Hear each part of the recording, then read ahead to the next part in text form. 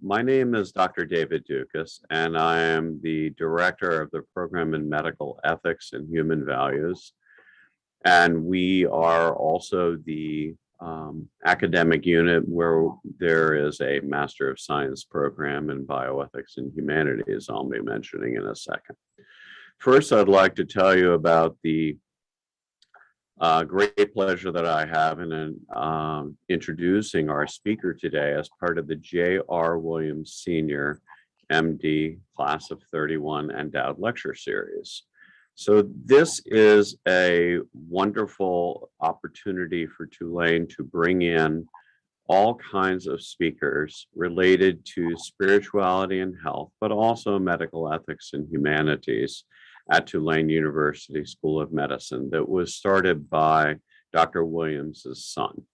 The focus of these lectures is intended to draw on the art of creating a compassionate and trusting relationship between patient and physician. And it honors the legacy of Dr. Richard Williams, who was a Tulane University graduate and a well-known and well-loved internist and oncologist in Selma, Alabama. Next slide. Dr. Williams loved medicine and was the kind of doctor who would do anything for his patient with an interest in the impact of spirituality on health, particularly on the positive impact of spirituality on the well-being and continued health of those who have suffered the loss of a loved one. Next slide. Part of the reason for that is because of the fact that a lot of oncologists wound up doing palliative care before there was a specialty of palliative care. And as a result, particularly back in the 40s, 50s, 60s, he was having to do a lot of palliative care for patients who were advanced in their cancer care. The other thing that I wanted to introduce to you all was the Master of Science program in Bioethics and Medical Humanities, who co-sponsors this talk. We are very easy to find on the web. All you need to do is put tulane.edu/bioethics. And we are also at YouTube. Again, very simple to find. Just put in Tulane Bioethics and you'll come straight to us.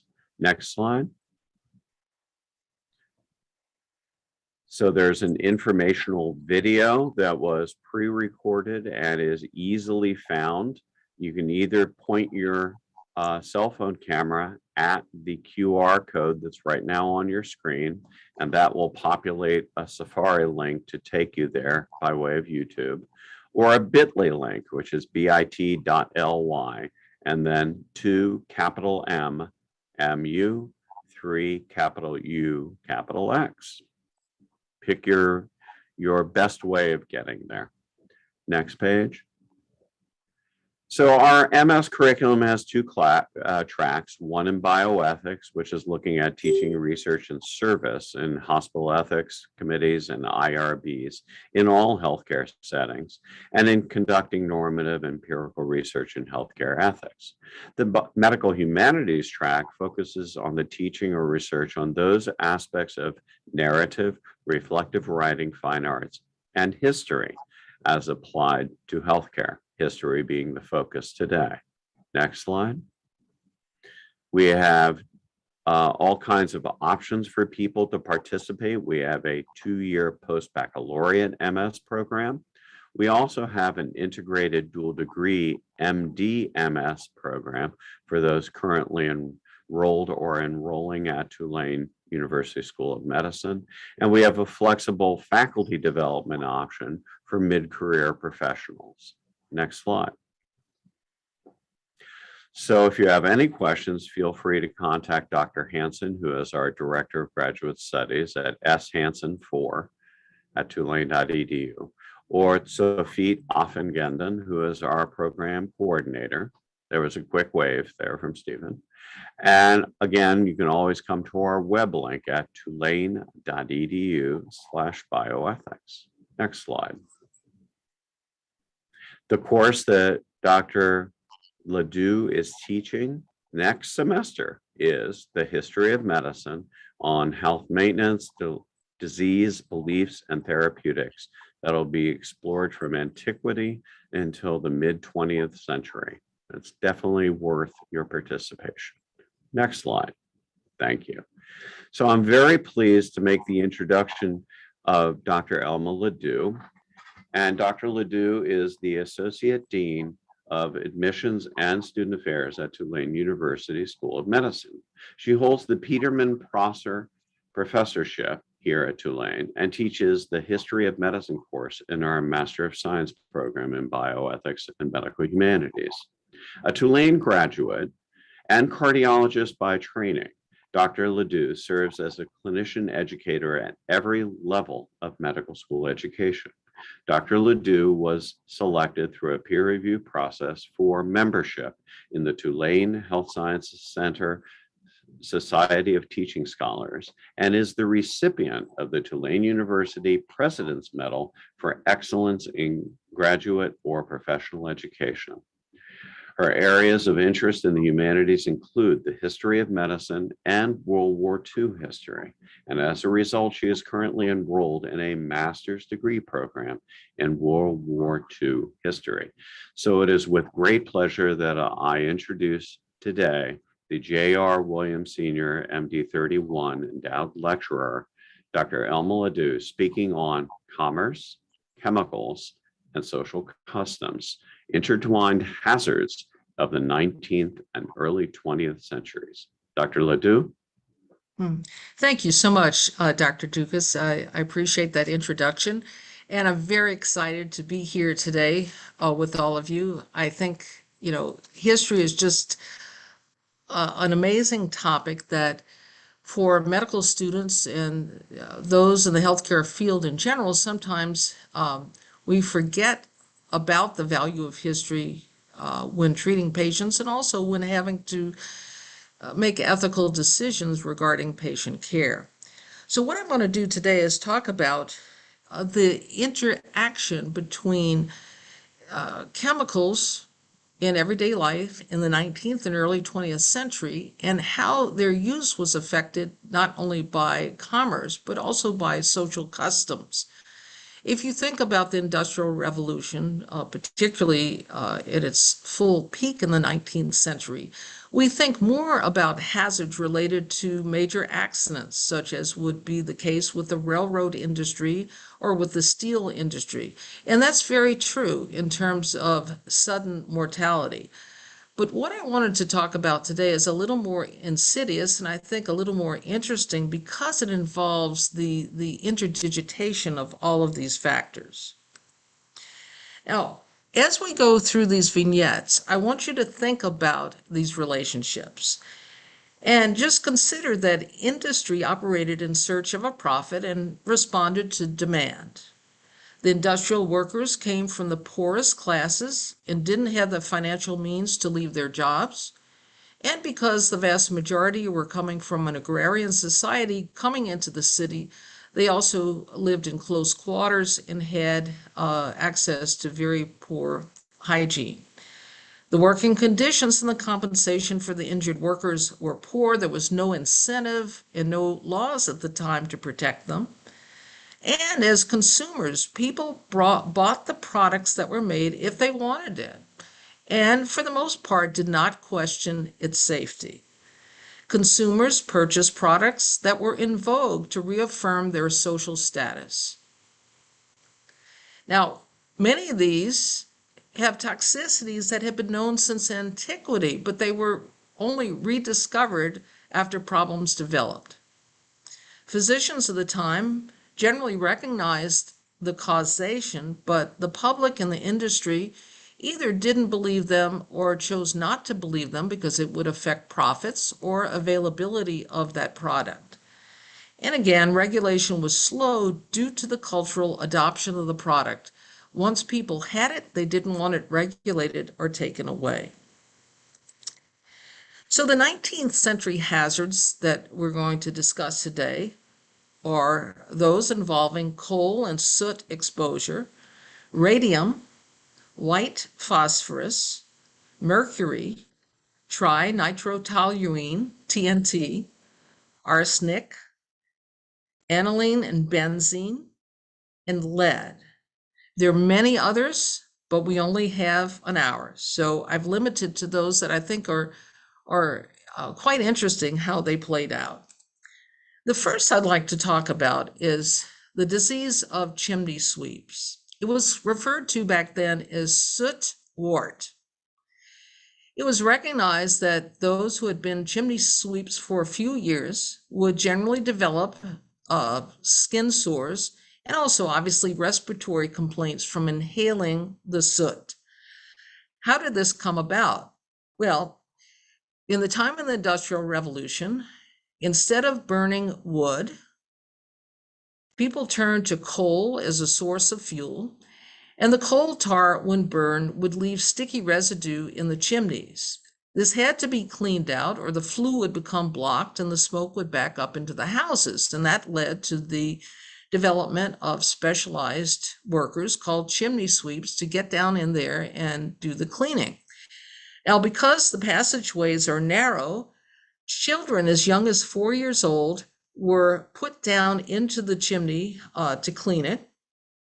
And if they were too slow, they would literally light a fire under them, which is where that expression comes from, to get them to work faster. Now, if that wasn't bad enough, later chimneys began to be a sign of social status. So if you had moved up through the middle class and you now had social status, you might have more than one chimney in your home. In the UK, well, in Britain back then, they began to tax people according to the number of chimneys they had. So they got around this by connecting all of the fireplaces to one chimney by an elaborate connection of tunnels that the children then had to crawl through in order to clean it properly. So this was not only dangerous work, but work that only a child could do because they're the only ones small enough to fit through. Well, it was determined after a few years that so many of these children, and the adults as well, developed skin cancer, respiratory problems, and this specific type of problem called a soot wart that was actually squamous cell carcinoma of the scrotum. And it was first described by English orthopedic surgeon Percival Pott in 1775.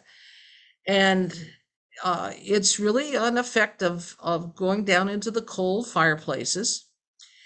And this was alarming to lawmakers, and they did pass a Chimney Sweepers Act of 1788 so that no children under 8 were allowed down in the chimneys. Now, this came with some exclusions. All it meant was that if you were under 8, you had to have parental consent, and you couldn't be taken from an orphanage, say, to do this work. Well, you're talking about the time of Dickens, and of course, the majority of people were so poor that they had to depend upon their children to bring in some income. So that really didn't curtail the number of children working as sweeps. Finally, by 1875, after a number of deaths that occurred in kids, they finally passed No Child Sweepers Act. Ultimately, in 1922, it was found that carcinogens were in that soot, specifically polycyclic hydrocarbons, which can cause DNA damage, which then ultimately leads to cancer. Now, the sweeps didn't fade until the 1960s with the use of natural gas. Now, going back a little bit, you wonder, okay, well, why did the squamous cell carcinoma, why did it so specifically affect the scrotum and the sweeps? And it has to do with the soot going down into their underwear and the force of gravity pulling everything down into the perineal area and having direct contact with scrotal tissue. So, so many of these young boys ended up having to have extensive urologic surgery to remove the cancer, which often had metastasized up into the rest of the GU tract.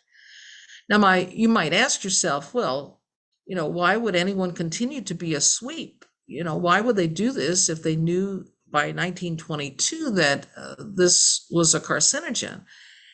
And I'll deflect it out to the 21st century.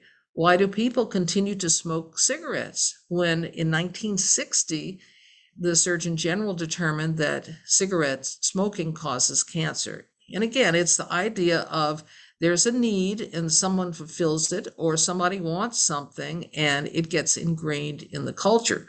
Fortunately, while cigarette smoking was used by over 50% of men in the 1950s, it's now down nationally around 17%. So we have made progress, but not as much as you would think. And again, it's the same idea. We have the same, human nature hasn't changed any. Now, the next one that I want to talk about is a little more obscure. This is radium exposure from painting clock hands at the U.S. Radium Corporation. You could think, wow, is that really a thing? Well, it really was. It was first described by a dentist, Dr. Theodore Bloom, in 1924. And like so many of these cases, it involves young women who were employed in factories. The men did the rugged work outside on the railroads or in the steel mills, and certainly they had their share of accidents.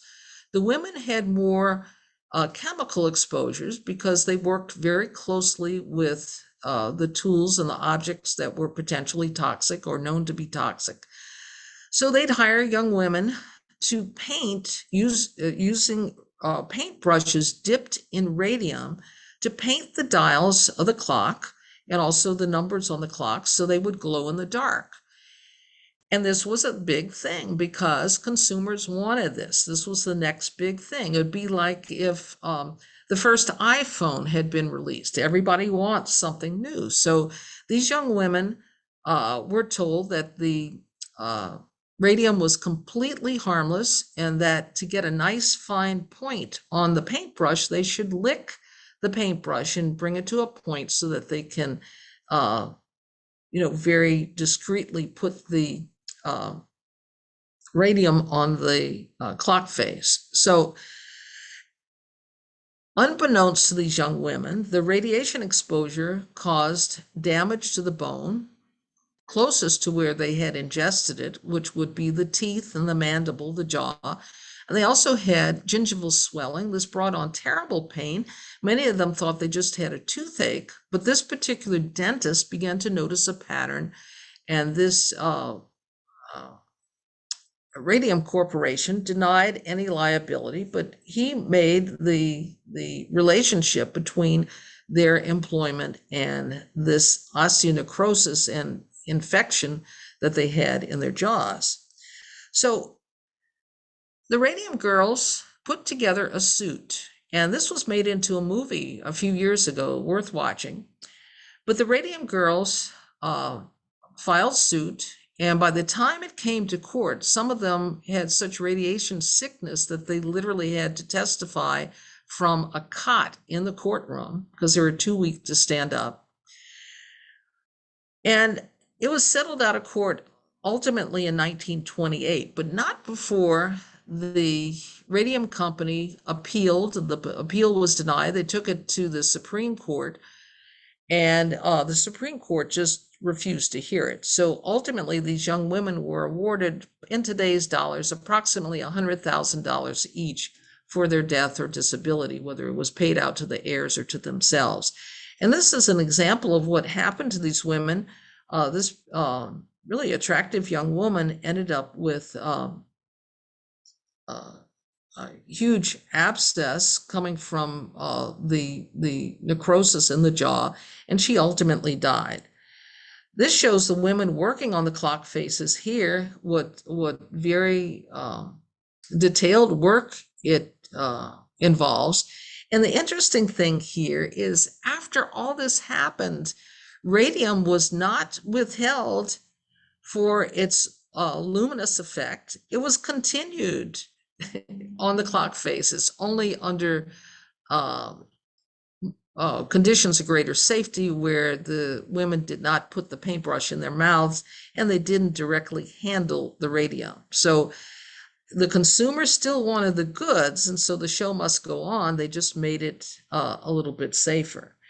And so you might ask yourself, Well, if they knew radiation was dangerous, why would they continue to use it? And again, I'll put it to the 20th or 21st century.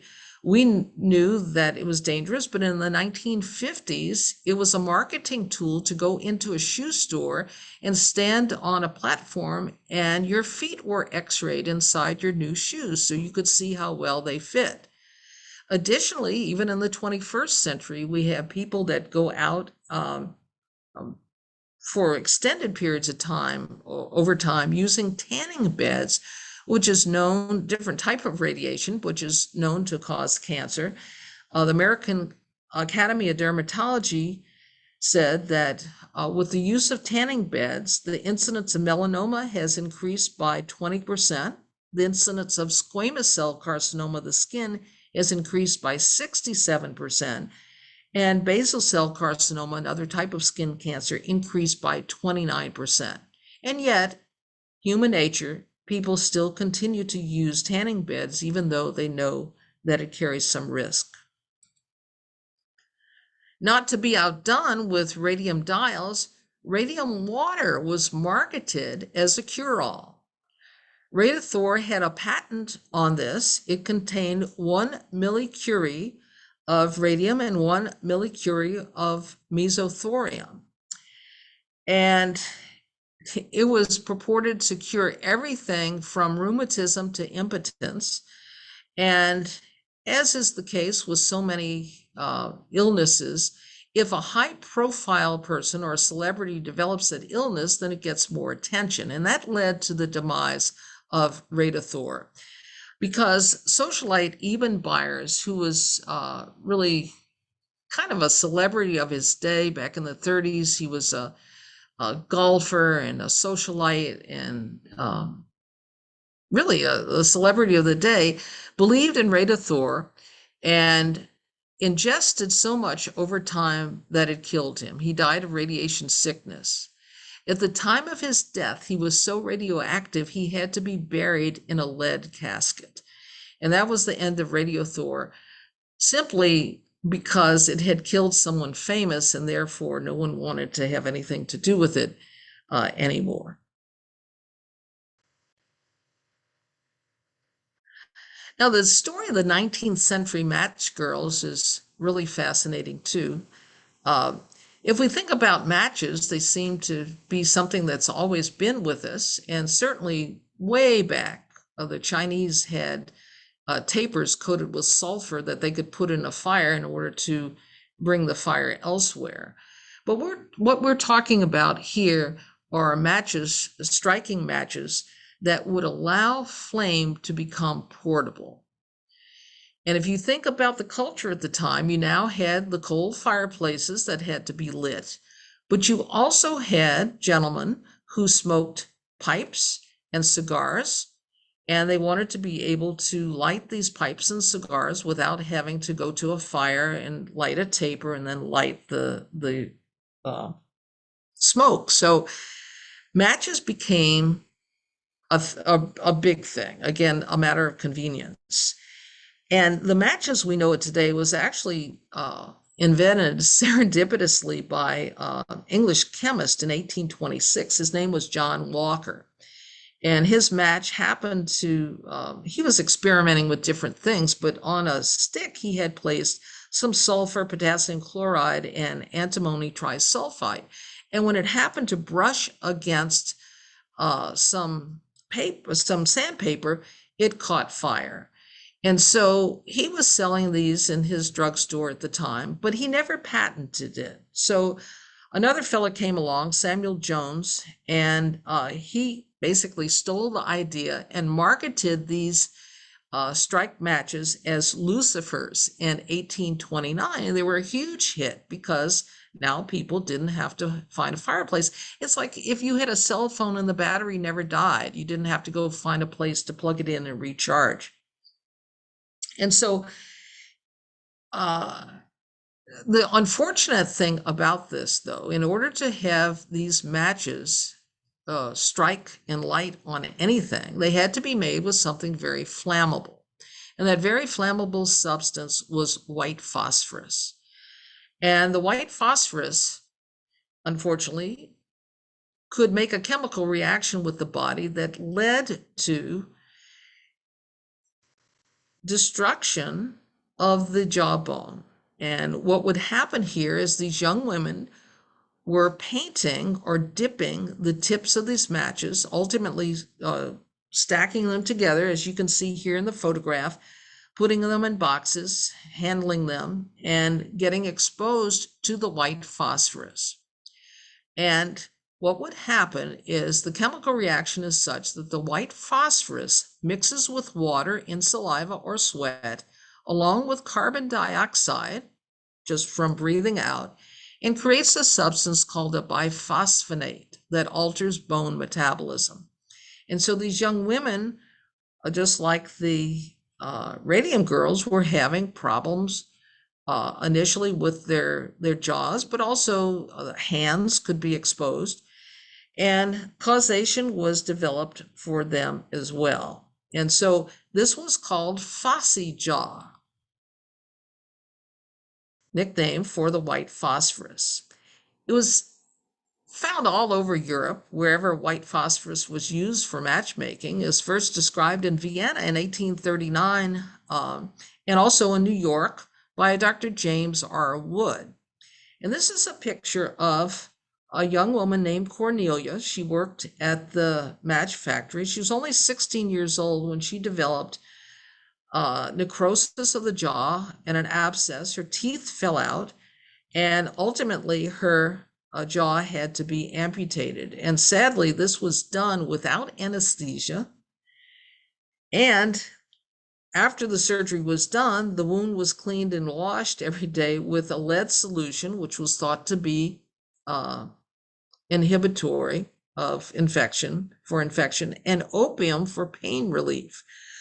So, you can see cosmetically the result is pretty good. There's some swelling here. But then Cornelia went back to the factory and she ended up developing more complications of white phosphorus exposure. And you can see here, this is a mandible, a jawbone of another patient who had white phosphorus exposure. You can see that the teeth have all fallen out, and the bone is literally eaten away here. Now, these young women, remember, had no power. They were usually from poor families, whether it be in London or Paris or New York.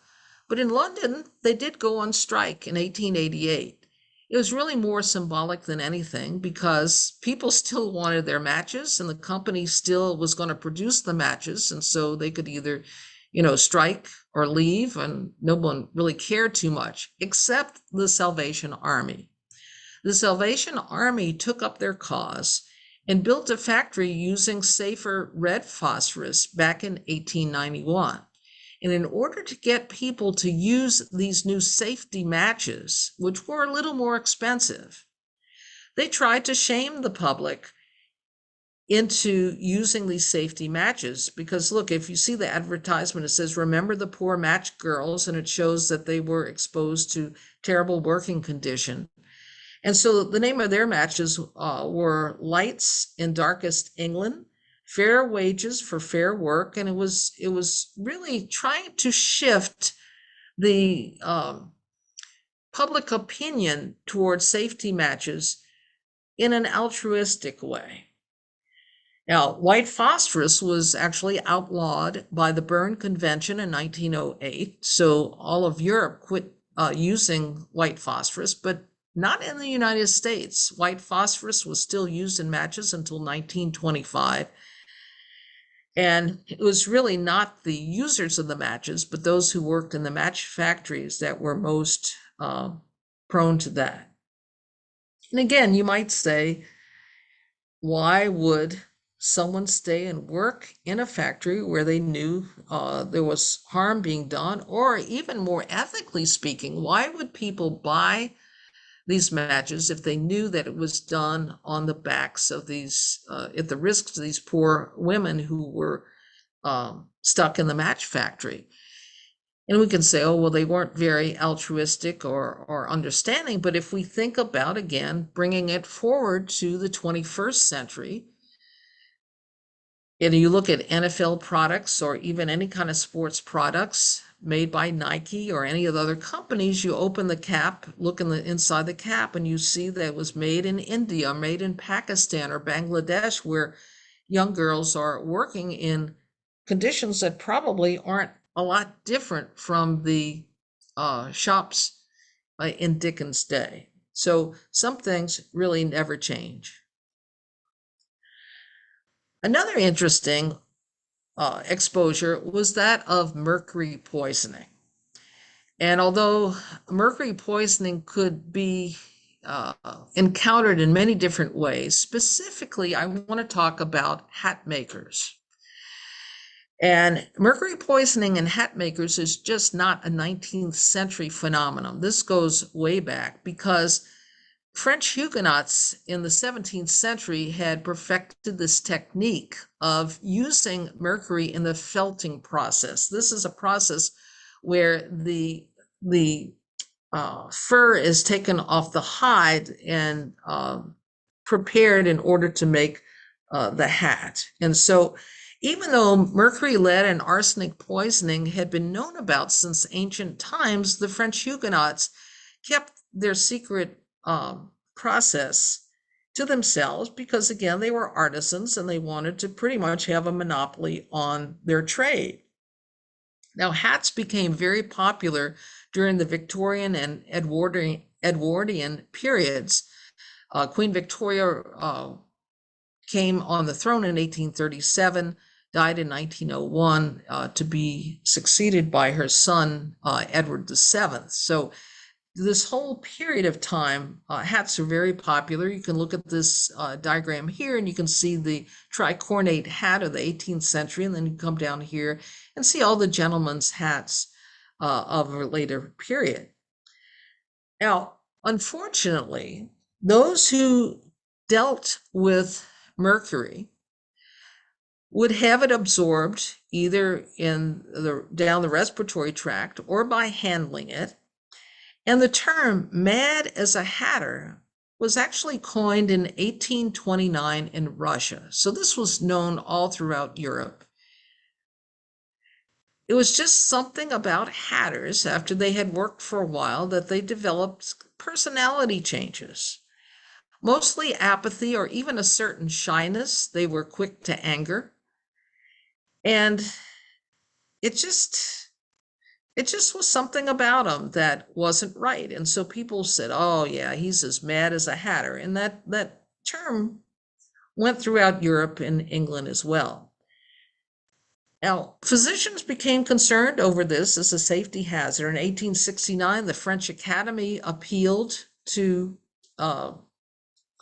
legislators to do something about it, but it was ignored. And in 1898, safety laws were passed in Europe, not in the United States, but they were kind of ignored too. And if you think again about why, the hatters didn't want to give up their trade because they were making money off of it, and the consumer did not want to give up the hats. So there was no impetus to regulate it. Now, interestingly, in the United States, mercury was used in hat making. And you have to remember, if you've ever watched a Humphrey Bogart movie or any movie from the 30s or 40s, all the guys have on hats. It was a thing, everybody wore hats. So it wasn't until World War II that mercury was no longer used in hats, not because people got aware of the dangers, but because the mercury was needed for detonators for bombs. And so it was taken over by the military, and an alternative measure was used to make hats. So mercury poisoning, very specific to hat makers, but if you think about it, people were exposed back then in other ways. Methyl mercury was used in dyes.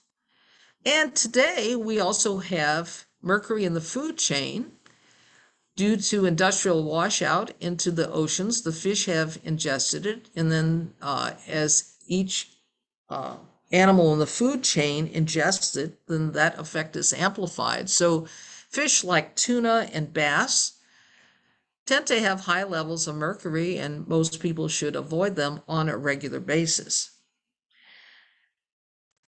Additionally, even up until the 1980s, mercury was used in thermometers, oral thermometers that could break and someone could swallow it.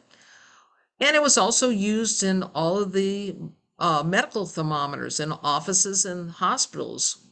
Every hospital room had a wall mount thermometer with mercury in it. And finally, those were removed in the 80s for safety reasons. So we still have that exposure, and still there tends to be that apathy about exposure. I think the best 20th century example would be very serious mercury exposure in Minamata, Japan. Minamata, Japan depended upon the industry there for its livelihood. Almost everyone was employed by this company.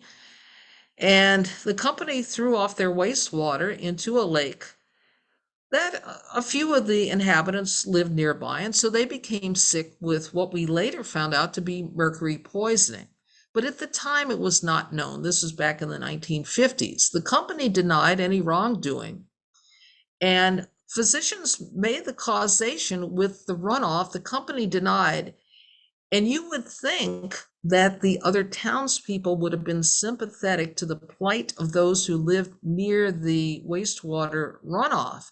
But instead, they were angry with them and ostracized them because they were afraid that if the company was held liable and it went out of business, then all of them would lose their livelihood. So again, we have the issue of the interest of the victim versus that of the consumer versus that of the company all at play here.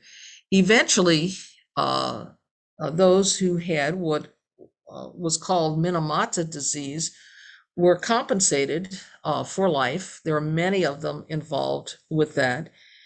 And in Japan, there are some areas where it's still called dancing cat fever because initially they thought it was some sort of infectious disease, but they knew that animals were also affected. And the dancing cat has to do with the neurologic damage done to the cat so that it wouldn't walk properly and sometimes would have seizures and spasm.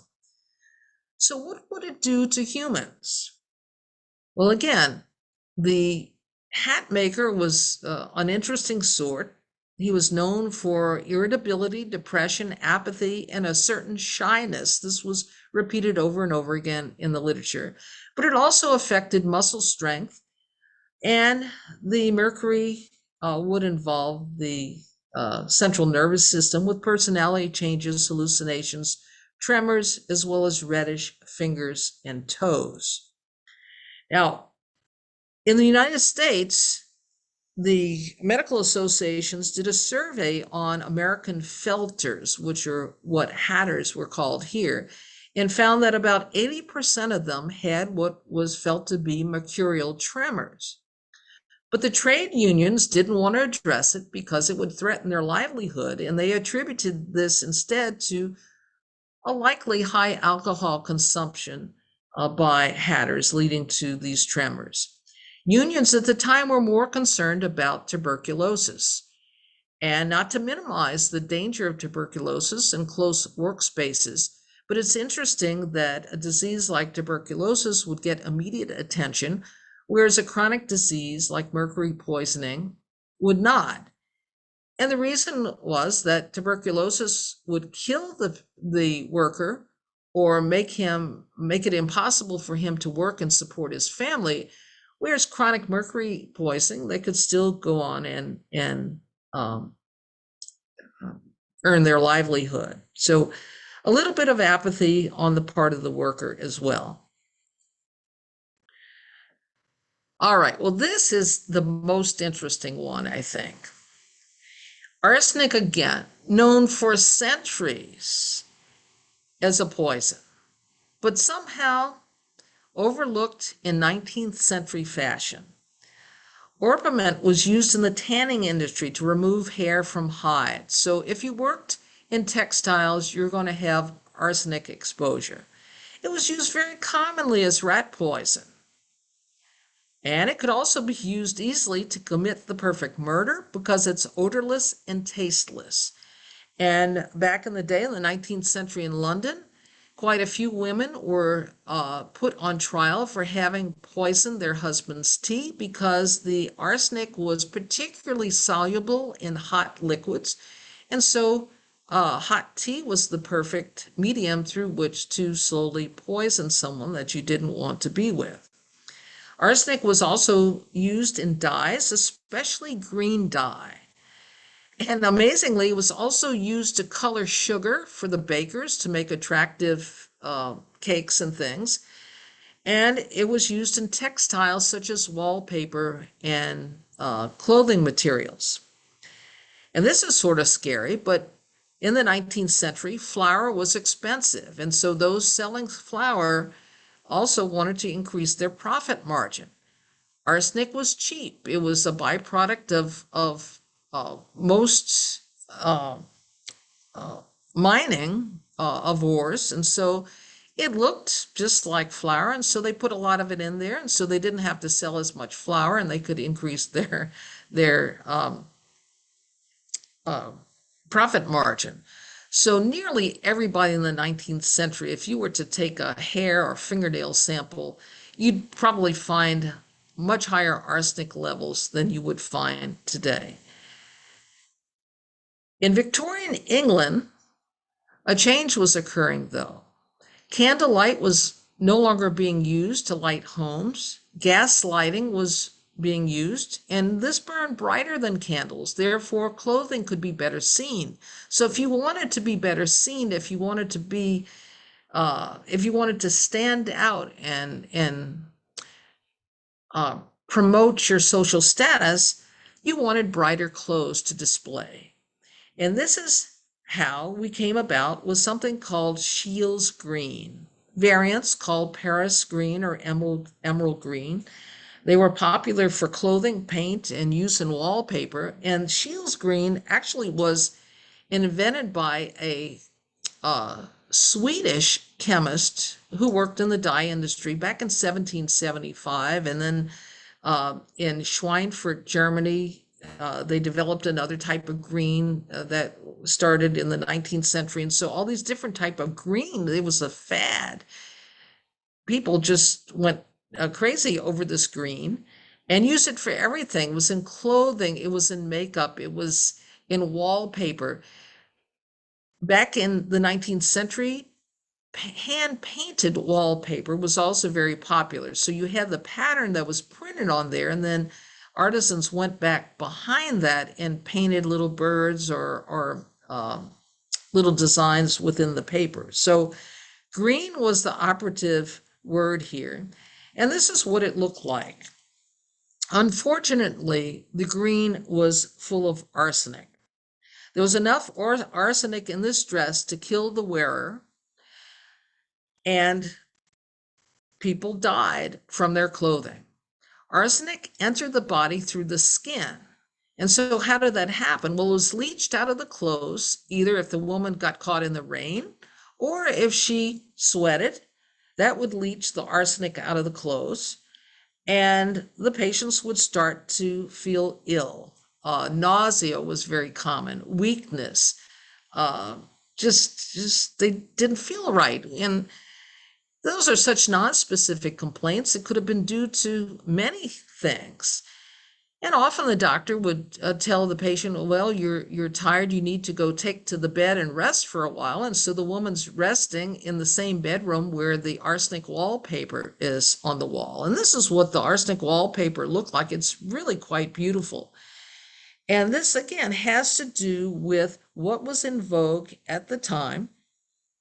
There was a very famous artisan, poet, politician, celebrity by the name of William Morris. and he was the spokesman for the arts and crafts era back in the 19th century. And he refused to believe that his beautiful wallpaper or designs had something potentially toxic in them. And he protested, and actually, most of the public didn't believe that it was toxic. Most of the public thought, I want this green, I want it for my dress, I want to look good. And again, it was a mark of social status if you had these colors or this wallpaper in your home. Now, the backstory on William Morris is interesting in that he was heir to a copper mine. And when they mined for the copper ore, they got all of this arsenic out, and he was using that arsenic in his paints. So he had to have known, like so many companies, there's this level of denial, either out of fear of loss of his standing in the community or because of fear of liability. Anyway, expressions came from this. Newspapers used to published satirical cartoons of skeletons dressing in green dresses, having a good time, saying that, they were in killer dresses. Well, the term killer outfits became a thing. In Victorian England, if your suitor came to see you and you were dressed in a beautiful dress, he'd say, wow, that's a killer outfit, saying that it was as beautiful as these beautiful green dresses that allegedly were causing harm to people. So you even got slang out of this. Now, the problem is, though, that the more popular it became, the more people died. And the sad thing is, babies died in their nurseries, because if you were well off, you put the money into the nursery, and the wallpaper was all hand painted, and the baby wore these fancy clothes so you could show the baby off. And these babies died. Now, many babies died. They died of other things. Even in the 20th century, they died of infection, they died of fevers. So it was hard to, pinpoint that they actually died of arsenic. However, eventually the British Medical Journal began to sway opinion, and the physicians in Britain wrote articles saying that arsenic is leading to the slow poisoning of Great Britain through the garments that are being worn. Now, it was primarily women, because the men generally didn't wear green garments. So the British Medical Journal was able to sway some opinions, but what really ended it was not that people said, oh, this is dangerous, we're not going to do it. In 1895, an alternative to arsenic was developed to create the same bright colors. And so it was less expensive, and people said, oh, well, it's probably, they say the other thing is poisonous, so let's go with this new product. So new was better, and so arsenic went the way of history, at least with respect to clothing. Now, I want to say a couple of things about this. Again, you might say, oh, how could these people be so resistant to the facts, to the scientific fact that arsenic was killing people, when they knew arsenic killed rats? They knew the material had arsenic in it, or at least that's what scientific publications showed. Why would they still do it? Why would they still refuse to believe science? Well, you don't have to go any further than our current situation here in the United States, where we have a vaccine available for COVID, but people don't believe that it would work, or they don't believe COVID exists, or they think it's some conspiracy, just like the William Morris felt like people were, the doctors were just trying to take away his fame as being the number one textile artisan of the day. So again, human nature. Now, along these same lines, I have to talk about morning clothes. Not clothes you wear in the morning, but clothes that women used to wear, and to some extent men. They usually just wore an armband, but the women went full mourning. Why? Because usually the men died first, and so the women went into mourning. There were hazards in this. There were hazards of crepe. And when you're talking about CREPE for morning clothes, it's actually spelled CRAPE, which I didn't know until I was doing research for this presentation. Now, in the 19th century, mourning was a social rite of passage. Everybody did it. If you didn't do it, you were ostracized. It was a ritual lasting 2.5 years for women, and it occurred in 3 stages. The first mourning stage lasted a year and a day, and during this time, the woman could not wear anything but black, could not wear jewelry, could not go out, etc., etc. This custom displayed the widow's piety and reaffirmed her class position. And you say, well, that's just ridiculous. Well, you have to remember in the 19th century, there was an age of sentimentality. You also had the Crimean War in 1854. So many British soldiers were killed. Queen Victoria lost her husband, Prince Albert, in 1861, and she went into mourning and stayed in it until she died in 1901. And so she was well respected, and so people wanted to emulate her.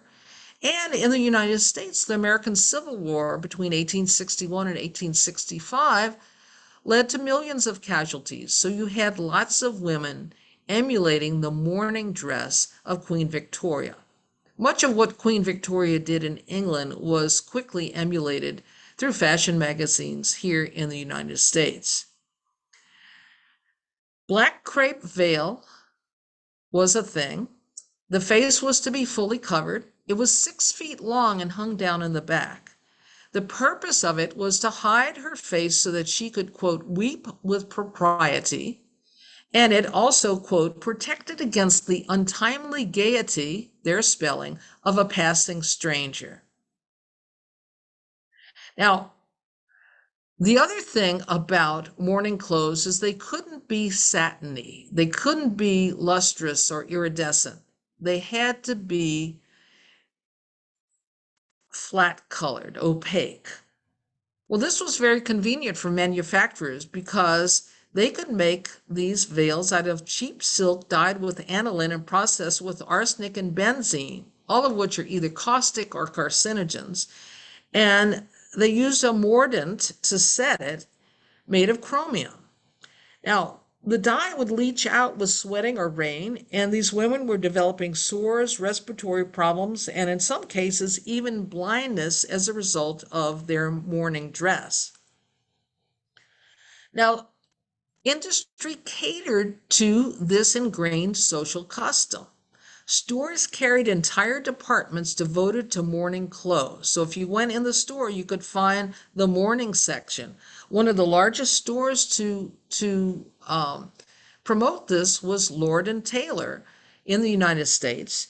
And in England, a store by the name of Courtaulds was the largest mourning supplier in the world between 1850 and 1885, which is also a time of many wars.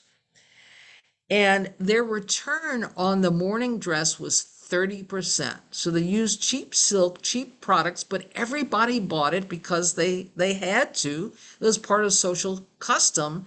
And so they made millions off of this. And you can see these 2 young women, they look like kids, but they would be in this full mourning dress for a year and a day, and then you could go into regular mourning, which are dark colors but not black, and then half mourning, where things got a little less restrictive during the last part of that 2.5-year period. And you might say, oh, this is absolutely ridiculous. I would not do this. It served no useful purpose. Well, remember, customs and fitting in is super important to everybody, whether you're a teenager or whether you're trying to, again, maintain your social status. And if you don't think that's the case, just think about bridal gowns and bridesmaids' dresses, and everything is matched. And you know, if someone's going to have a big typical wedding, the bride is not going to show up in a yellow dress or a pink dress. It's going to be the specific attire for that wedding. Ironically, the white wedding dress is also a product of Queen Victoria. Before she married Prince Albert in 1841, I think it was, women were married in any color dress. But once Queen Victoria married in the white dress, it became the established attire for that particular event.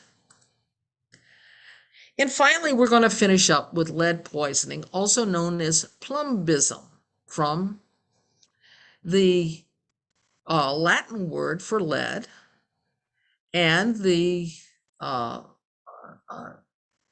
periodic table of the elements. The symbol for lead is Pb for plumb. This goes way back. Lead poisoning was described by Vitruvius, Caesar's architect. It was in the Roman pipes. We know that lead poisoning or lead exposure affects the central nervous system, especially in children whose nervous system is rapidly growing. And the way it interferes is that it affects DNA transcription and interferes with enzymes that can act affecting other metals that the body needs, and also affects heme in making of the red blood cell. It's found everywhere in contaminated soil, water, lead paint, dust chips, gasoline. But if we go back prior to the 19th century, we know that a lot of exposure in painters was in lead white. This was a specific type of oil paint that was the white that Caravaggio used, Van Gogh used. They even think Caravaggio and perhaps Van Gogh died of lead poisoning because he seemed to have such an irritable temperament, and they thought it was related to perhaps lead poisoning. But interestingly, lead poisoning, while it did affect everyone, it also affected members of the upper class, all the way back to Roman times, but certainly in the 19th century. Why? Because lead acetate was used to sweeten wine. It was called the sugar of lead. And so wealthy people developed what was called saturnine gout. Uric acid that causes gout built up in their systems, but it was because the lead damaged the kidneys so that the kidneys could not excrete uric acid. So this saturnine gout actually turned out to be the disease of kings, because it was recognized that kings and other wealthy people developed gout. And so it was considered kind of a status symbol. But it also affected the poor, the plumbers, and cheap 18th century rum was made in lead stills. And so poor people got it too. Now, in the 19th century, lead house paint was developed. And fortunately, it was banned by the League of Nations in 1922, but because the United States didn't belong to the League of Nations, it wasn't banned in the United States until 1978. So lead poisoning still continues to be a major problem. Lead toxicity and the saturnine gout that came from it was such a status symbol that people drew pictures of it. This is Gilray, who was a satirist. This was from 1799. He drew the artist's rendition of what gout looks like as the joint becomes very inflamed due to deposition of uric acid crystals. And they even made ceramics that one could display in one's home, commiserating with other wealthy people about your saturnine gout. Now, I want to finish up by saying that this is a huge public health issue. And I think all of you are probably familiar with the Flint water crisis that began in 2014 when the Flint water system began using water from the Flint River, and lead was leached out and thousands of kids were exposed and possibly have developed a lead poisoning from that. So that's still an ongoing issue. Now, we're at time, but I just want to let you know that should you take this course, or if you're just visiting French Quarter in New Orleans, the historic New Orleans Pharmacy Museum has many of these potions and patent remedies on display that are both interesting and frightening to think, again, that people did actually use these things in the interest of health. and hopefully they survive their own medical treatments. So again, I thank you very much, and we have time probably for just a couple of questions if anyone would like to ask. Thank you, Elma. Yeah, I'm Stephen Hansen. I'm the Director of Graduate Studies in the Master's Program, and I would welcome any questions in the chat, or if you simply wanted to unmute and ask.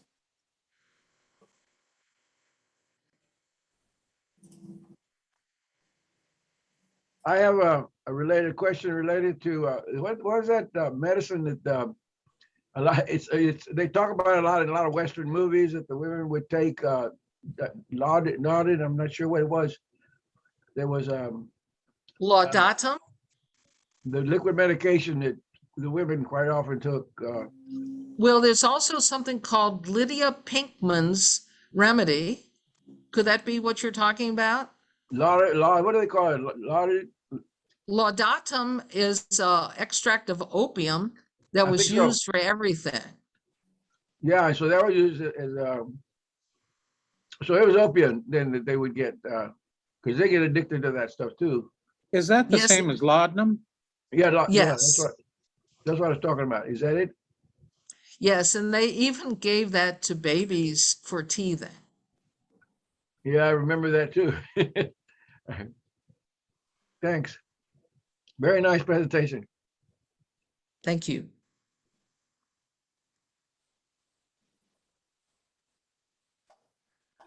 Great, thanks for you in the chat. Any further questions?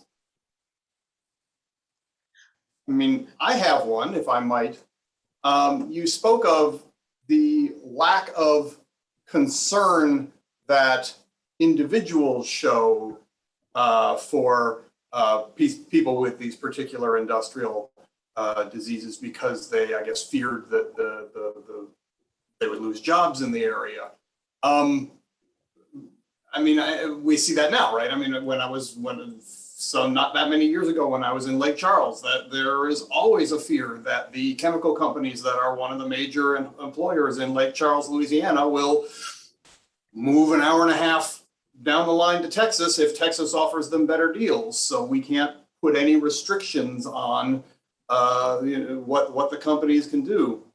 Did you see any that it's not just individuals and human nature saying we don't want to lose our jobs, but that also being perhaps pushed by the companies involved? Oh, absolutely. I think there's very little difference in the mindsets of the 19th century and the 21st century when it comes to just the way human nature responds to things. And I've kind of put that here. I don't want to use up too much time, but cultural trends in the industries, they're dependent upon one another. And so industries are there to maximize profit, but the consumer is there to get what they want. And consumers will buy products they desire, even if the ethics and safety of the production are questionable. And that's an ethical issue. And then adherence to social expectations is a stronger force than warnings based on science. And that a COVID vaccine right there. And finally, I guess, as the ethical bent to this discussion, it's really to approach an ethical problem. I really think it's necessary to understand the culture from which it arises, because simply to say, patient X, they should know better than that. They shouldn't do that. Well, there's a whole backstory there. And that patient's actions have everything to do with how they fit into that society and their livelihood and the power that they have to exert or don't have to exert.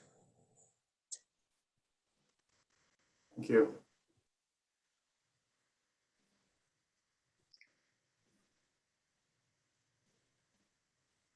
Well, if there are no further questions, I'd like to thank you for the opportunity to speak today. And if anyone has any other questions that come up later, please feel free to email me at eledoux@tulane.edu. You have a good afternoon. Thank you so much, Elma. Thank you. Thank you, Dr. LeDoux.